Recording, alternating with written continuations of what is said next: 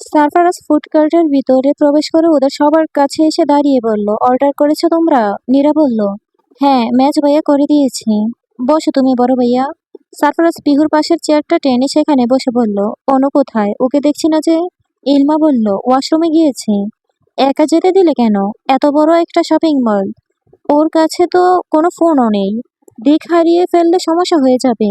নির্জন আগে পিছে না ভেবে নির্লজ্জের মতো বলল, আমি যেতে চেয়েছিলাম ওনাকে এগিয়ে দিতে, দরকার হলে সিকিউরিটি গার্ডের মতো ওয়াশরুমের বাইরে পাহারাও দিতাম, কিন্তু উনি আমার মুখের উপর না করে দিয়েছেন। এজন্যই। সারফরাজ ওর দু ভ্রুর মাঝখানে কয়েকটা বাজ ফেলে গম্ভীর স্বরে বলল, তোকে কেন যেতে হবে? ইলমা নীরা ওরাও তো ছিলই। অনু ছোট হলেও কি একজন অ্যাডাল্ট পুরুষের সাথে ওয়াশরুম পর্যন্ত যাওয়ার বিষয়ে কমফোর্ট ফিল করবে? গর্দভ কোথাকার।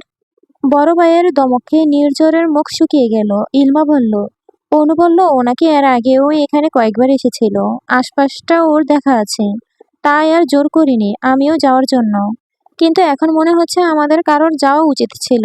তেজ বলল, এখনই তো গেল, একটু অপেক্ষা করি আমরা, আসতে না পারলে তখন সবাই মিলে না হয় খোঁজার মিশনে নামবো। ওদের কথোপকথনের মাঝে ওয়েটার খাবার দিয়ে গেলেন। নির্ঝর একটু পরপর আর চোখে দরজার দিকে তাকাচ্ছে কোনো আসলো কিনা তা দেখতে। পিহু আর ইলমা সবার প্লেটে খাবার পরিবেশন করে দিতে শুরু করলো যত্নের সহিত। নির্ঝরের প্লেটে খাবার দিতে নিলে নির্ঝর হাত উঠিয়ে থামিয়ে দিয়ে চেয়ার ছেড়ে উঠে বলল, তোমরা সবাই খাওয়া শুরু করো, আমি আসছি। এই বলে নির্ঝর কাউকে কোনো প্রশ্ন করার সুযোগ না দিয়েই এক ছুটে ফুড কার্ট থেকে বেরিয়ে গেল।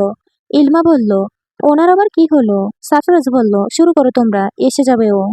ফুড কার্ট থেকে বের হওয়ার পর নির্ঝরের হাঁটার গতি অস্বাভাবিকভাবে বেড়ে গিয়েছে। এই ফ্লোরেই হাতের ডান পাশে যে ওয়াশরুমে নির্বাণকে নিয়ে ঝামেলায় পড়েছিল নির্ঝর, তার পাশের ওয়াশরুমটাই হলো লেডিসদের জন্য। সে সরাসরি লেডিস ওয়াশরুমের সামনে গিয়ে দাঁড়ালো। এভাবে ভিতরে ঢোকা সম্ভব না, তাই নির্ঝর অপেক্ষা করতে লাগলো ভিতর থেকে কারোর বেরিয়ে আসার। মিনিট পাঁচেক পরে একজন মধ্যবয়সের মহিলা বের হয়ে আসলে নির্ঝর তাকে থামতে বলল। নিজের ফোনটা বের করে অনুর লুকিয়ে তোলা কিছু ছবি থেকে একটা ছবি তাকে দেখিয়ে বলল, ওয়াশরুমের ভিতরে কি এনাকে দেখেছেন আপনি? মহিলাটি না বলে চলে গেলেন। নির্ঝর বিড়বিড়িয়ে বলল, হয়তো অনু বের হওয়ার আগে উনি বের হয়ে এসেছেন, আর একটু অপেক্ষা করে দেখি উনি বের হন কিনা। এভাবে নির্ঝর আরো প্রায় 15 মিনিট সেখানে দাঁড়িয়ে কাটিয়ে দিল, কিন্তু অনুকে বের হতে দেখল না সে। এর ভিতরে আরো প্রায় 4 জন মহিলা ভিতরে গিয়েছেন এসেছেন। নির্ঝর ওর দাঁত দিয়ে ডান হাতের কনিষ্ঠ আঙ্গুলের নখ কাটতে কাটতে বলল, একটা মেয়ের ওয়াশরুমে এত সময় কিভাবে লাগতে পারে? পরক্ষণেই নির্ঝর বাবুক স্বরে বলল, উনি কি তবে এই ওয়াশরুমে নেই? কিন্তু উনি তো বললেন এখানে প্রায় অনেক কিছুই ওনার চেনা জানা, তাহলে এই ফ্লোরেই ওয়াশরুম থাকতে অন্য ফ্লোরে ওনাকে কেন যেতে হবে? নির্ঝর এবার খানিক হতাশ ভাব নিয়ে নিচের ফ্লোরের ওয়াশরুমটাও চেক করে আসলো, সেখানেও সে অনুর দেখা পেল না। এভাবে করে উপর নিচে আরো 2টা ফ্লোরে দেখার পরও অনুর দেখা পেল না নির্ঝর। নির্ঝরের অনুকে নিয়ে চিন্তা আরো দৃঢ় হলো। সে এবার ছুটল সারফরাজ, তেজ ও বাকিরা যে ফুড কার্টে ছিল সেখানে। নির্ঝর ফুড কার্টের সামনে আসতেই দেখলো ওরা সবাই খাওয়া শেষ করে বেরিয়েছে বাইরে। নির্ঝর ওদের কাছাকাছি এসে হাঁটুতে 2 হাত ঠেকিয়ে জোরে জোরে শ্বাস ফেলছে। পুরো সময়টা দৌড়ের উপরে থাকার কারণে এখন ওর অবস্থা কিছুটা অস্বাভাবিক। তেজ বলল, কি রে, কোথায় গিয়েছিলি? তোকে দেখে এমন মনে হচ্ছে কেন যে গরু চুরি করে ধরা পড়ার পরে পালিয়ে জেলি যেন। পিহু বলল, আহ তেজ ভাই, এভাবে নির্ঝর ভাইয়ের পিছনে লাগছো কেন তুমি? দেখছো তো কেমন হাঁপাচ্ছে, একটু স্থির হতে দাও, তারপর তো বলবেই কোথায় গিয়েছিল খাওয়া দাওয়ার পর্ব ছেড়ে। ইলমা আশপাশটা দেখে বলল, অনুটা সেই কখন গেল ওয়াশরুমের কথা বলে, এখনো এলো না, এত সময় তো লাগার কথা না। নির্ঝর দ্রুত সরে বলল, উনি তাহলে এখানেও আসেনি? ইলমা ভ্রু কুঁচকে বলল, মানে? বাকিরা নির্ঝরের দিকে তাকিয়ে আছে। নির্ঝর নিজেকে প্রায় সামলে নিয়েছে ইতিমধ্যে। এবার সে বলল, তখন সারফরাজ ভাই ওভাবে বলার পর আমার মন মানছিল না, এজন্য। নির্ঝর পুরো বিষয়টা খুলে বলল, কোথাও অনুকে না পেয়ে তোমাদের কাছে আসলাম। এখানে উনি আসেননি, তাহলে উনি কোথায় গেলেন?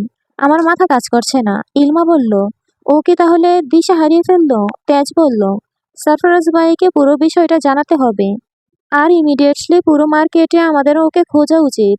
পিহু বলল, অনুর এই জায়গাটা চেনা বলেছিল তো ও, তাহলে দিশা হারাবে কেন? আর হারালেও পুরো মার্কেটে ঘোরাঘুরি করে আমাদের খোঁজার কথা না ওর, সরাসরি মেইন গেটে যাবে নিশ্চয়ই। ওদের কথোপকথনের মাঝে সারফরাজ সেখানে এসে দাঁড়ালো। ফুড কোর্টের ম্যানেজারও ওর পরিচিত ছিল, তাই বিল মেটানোর সময় কথা বলতে ব্যস্ত ছিল এত সময় সে। সারফরাজ বলল, তোমরা এখনো এখানে দাঁড়িয়েছে? বলেছিলাম তো গাড়িতে গিয়ে বসতে। আর অনু কই? পিহু পুরো বিষয়টা সারফরাজকে খুলে বলতেই সারফরাজ বলল, পিহু তুমি ইলমাকে নিয়ে উপরতলায় দেখে আসো। দুজন গার্ডস তোমাদের সাথে থাকবে সেফটির জন্য। আর নীরা, তুই নিচ তলাটা চেক দে, তোর সাথেও দুজন গার্ডস থাকবে। তেজ, তুই পার্কিং সাইডটা দেখে আয়। পাশাপাশি গেটে গেটে থাকা সিকিউরিটি গার্ডসদের অনুর ছবি দেখিয়ে জিজ্ঞেস করবি তারা কোনো আপডেট দিতে পারে কিনা। নির্ঝর, তুই নীরা থেকে নির্বাণকে নিয়ে আমার সাথে আয়।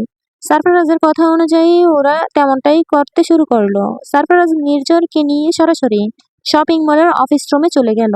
সেখানে গার্ডসরা সারফরাজের পরিচয় পাওয়া মাত্র ওর পথ পরিষ্কার করে দিল। কন্ট্রোল রুমের ভিতরে আগে থেকে দুজন লোক বসেছিল। সারফরাজ ভিতরে আসতে দেখে তারা উঠে দাঁড়িয়ে বললেন, এ কি, আপনি কে? ভিতরে আসলেন কিভাবে? গার্ডস? সারফরাজ গম্ভীর স্বরে বলল, আমি এমপি সারফরাজ ইউসুফ খান। লোক দুটো আমতা আমতা স্বরে বলল, ও সরি স্যার, আমরা আসলে বুঝতে পারিনি। স্যার বলুন, কিভাবে সহায়তা করতে পারি আপনার? বিগত 2 ঘন্টায় পুরো মার্কেটের সিসিটিভি ফুটেজের রেকর্ড দেখতে চাই আমি।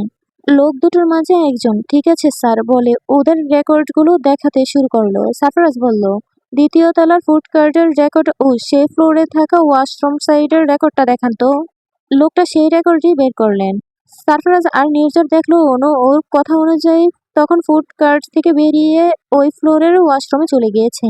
মিনিট 2 যেতে না যেতেই ও আবার বের হয়ে ফুড কার্টের দিকেই আসছিল। তখনই কয়েকজন পুরুষ অনুর সামনে এসে দাঁড়ালো। অনু তাদের দেখে কিছুটা অবাক হয়েছে যে তার বাপ ও মুখশ্রী জুড়েই ফুটে উঠেছে। নির্ঝর বলল, ওই তো অনু, কিন্তু ওর সামনে দাঁড়ানো লোকগুলোকে চেহারা স্পষ্ট বোঝা যাচ্ছে না। সারফরাজ বলল, পজ করুন এখানে আর জুম করুন, লোকগুলোর চেহারা দেখা যায় কিনা দেখি। ভিডিওটা পজ করে জুম করলে সবগুলো লোকের চেহারা স্পষ্ট দেখা না গেলেও তাদের পোশাক পরিধানের রুচি দেখে কন্ট্রোল রুম নিয়ন্ত্রণকারী লোকটা বলল, স্যার সচরাচর এই ধরনের পোশাক পরে এখানে আসেন তারাই যারা গ্রাম অঞ্চলে বাস করেন। সারফরাজ বলল, ভিডিওটা চালু করুন আর অনু ওই লোকগুলোর সাথে কত সময় থাকে, কই যায়, এরপর সেটা ফলো করুন। ভিডিওটা চালু করতেই ওরা দেখলো অনু স্বইচ্ছায় লোকগুলোর সাথে নিচের ফ্লোরে যাওয়ার উদ্দেশ্যে হাঁটা ধরলো। সেই ফুটেজে ঠিক অনুর সিঁড়িতে পা ফেলার সাথে সাথেই নির্ঝরকে ফুডকার্টের সাথে বের হয়ে ওয়াশরুমের দিকে ছুটে যেতে দেখা গেল। নির্ঝর তৎক্ষণাৎ চেয়ারের উপরে ওর মুষ্ট করা ডান হাত দিয়ে বাড়ি মেরে বলল, শিট, কেন যে আর একটু আগে আমি বের হলাম না। নির্বাণ তখনও নির্ঝরের কাঁধে মাথা রেখে গভীর ঘুমে ডুবেছিল। সিঁড়ি দিয়ে নামছে যখন তখনই লোকগুলোর মুখ কিছুটা স্পষ্টভাবে দেখা গেল ক্যামেরাতে। লোকগুলোর বয়স 30 থেকে 35-এর ভিতরেই হবে। সবার শরীরের একরকম পোশাক রয়েছে, চেক প্রিন্টের সাদা লুঙ্গি, হালকা হলুদেটে রঙের ফতুয়া, গলায় লাল চেক প্রিন্টের গামছা ঝুলানো আর পায়ে সাধারণ স্যান্ডেল জুতা রয়েছে। নির্ঝর বলল, এই লোকগুলো কি অনুর গ্রাম থেকে এসেছে? সারফরাজ গভীরভাবে ওদের পর্যবেক্ষণ করতে করতে বলল, তেমনই কিছু মনে হচ্ছে। এরপর দেখা গেল লোকগুলোর সাথে অনু সরাসরি মার্কেটের বাইরে চলে গেল। সেখানে আগে থেকে দাঁড় করিয়ে রাখা একটা কালো রঙের পুরোনো মডেলের গাড়িতে ওরা সবাই উঠে বসলো। নির্ঝর বলল, অনু তো গাড়িতে উঠে বসলো বড় ভাইয়া, ওরা তো অনুকে নিয়ে চলে যাবে মনে হচ্ছে। বড় ভাইয়া কিছু করো, বড় ভাইয়া কিছু করো। নির্ঝর তুই শান্ত হ। বলতে বলতেই গাড়িটা স্টার্ট হলো। সারফরাজ লোকটাকে বলল, গাড়ির নাম্বার প্লেটটা দেখা যাচ্ছে, পজ করে জুম করুন। লোকটা তেমনই করলো। সারফরাজ তৎক্ষণাৎ ওর ফোন দ্বারা ছবি উঠিয়ে নিল। তৎপর অতপর বলল, এত সময় আমাদের সহায়তা করার জন্য আপনাদের দুজনকে ধন্যবাদ। নির্ঝর চল এখান থেকে। পরক্ষণে সারফরাজ আর নির্ঝর কন্ট্রোল রুম থেকে বেরিয়ে এলো। নির্ঝর অস্থির স্বরে বলল, বড় ভাইয়া ওরা কারা? ওরা অনুর কোনো ক্ষতি করে দেয় এই যদি? আর ওরা অনুর গ্রাম থেকে আসা লোক হলে অনু কেন ওদের সাথে স্বইচ্ছায় গেল? আমার মনে হচ্ছে ওরা অনুকে এমন কিছু বলেছে যার জন্য অনু ওদের কথার বশে পড়ে গিয়েছিল। ভাইয়া আমার মাথা কাজ করছে না, কি হবে অনুর? সারফরাজ শান্ত কণ্ঠে বলল, এভাবে অস্থির হোস না নির্ঝর, কিচ্ছু হবে না অনুর।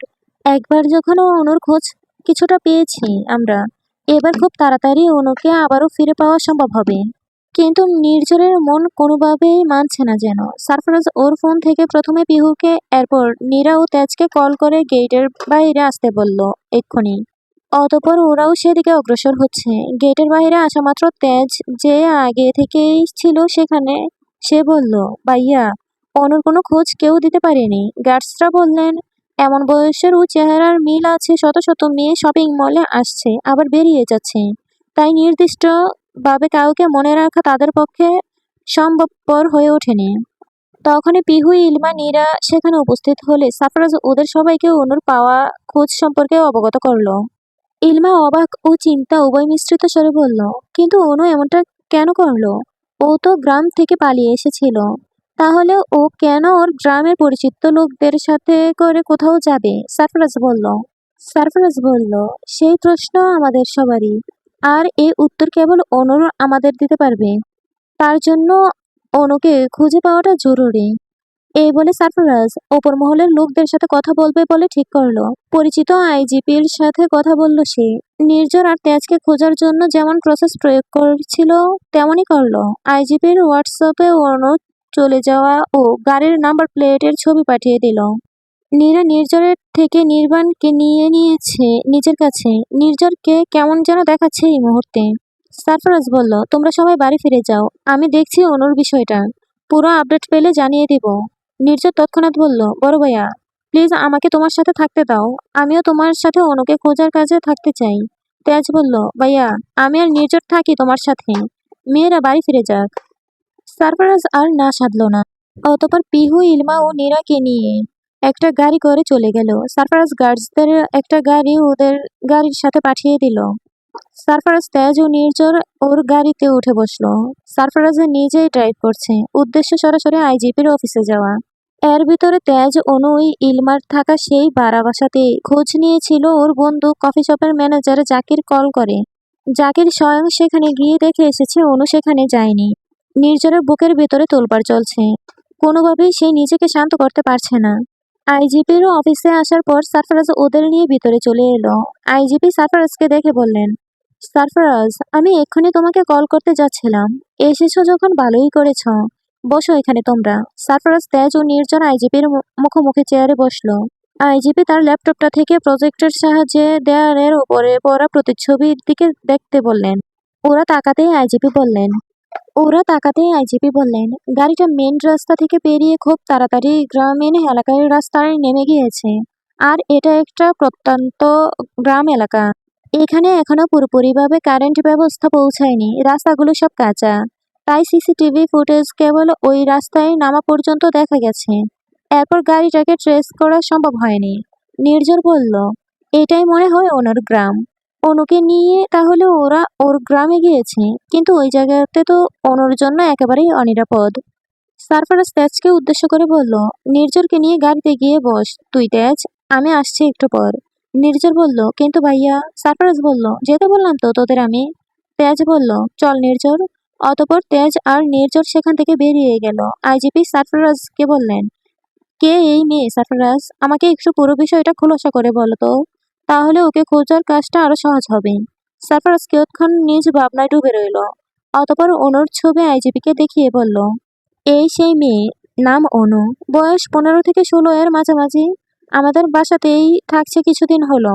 আমার ছোট বোন হিসেবে গ্রহণ করেছি ওকে আমরা। যে গ্রামে গেল গাড়িটা, ওই গ্রামেই অনুর জন্ম হয়েছে এবং এত বছর বেড়ে ওঠা। কিছুদিন আগে একটা অ্যাক্সিডেন্টের ঘটনায় অনুর বাবা মা দুজনেই মৃত্যু হলে অনু ঢাকা চলে আসে। বয়স কম হওয়া সত্ত্বেও বাজার তাগিদে গার্মেন্টসে চাকরি নিয়েছিল। কিভাবে মারা গিয়েছে ওর বাবা মা, এই বিষয়ে ডিটেলসে পরে আপনাকে জানাবো। আপাতত আমাদের ওই গ্রামে যাওয়াটা জরুরি। ঠিক আছে, আমি আমার নিয়ন্ত্রণে থাকা বিশেষ ফোর্সদের রেডি হতে বলছি। 8 ঘন্টার মধ্যেই আমরা এখান থেকে বের হতে পারবো। গ্রামটা খুব বেশি দূরে না, তাই ওখানে পৌঁছাতে খুব একটা ব্যাগ আমাদের পেতে হবে না। সন্ধ্যা হয়ে গিয়েছে অলরেডি। আমি গাড়িতে গিয়ে বসছি, আপনি আসুন। আচ্ছা। অতঃপর সারফরাজ আইজিপির অফিস থেকে বের হলো।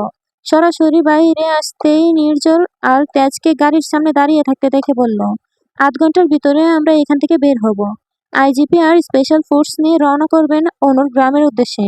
নির্ঝর আর নিজেকে সামলাতে পারল না। তৎক্ষণাৎ সে সারফারাজের সামনে হাঁটু গেড়ে বসে পড়ল।